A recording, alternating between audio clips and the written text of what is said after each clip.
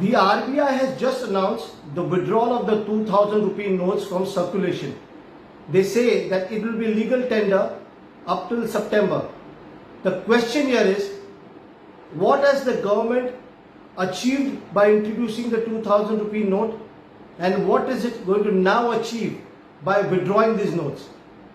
The demonetization was hailed by the government as a big success. If that was the case, then what is the reason to withdraw the tender of 2000 rupees notes?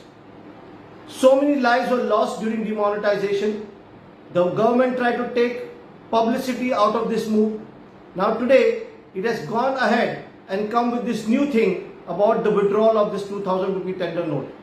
The government needs to answer the people why this kind of harassment is going on, and why in the first place were these 2000 rupee notes introduced.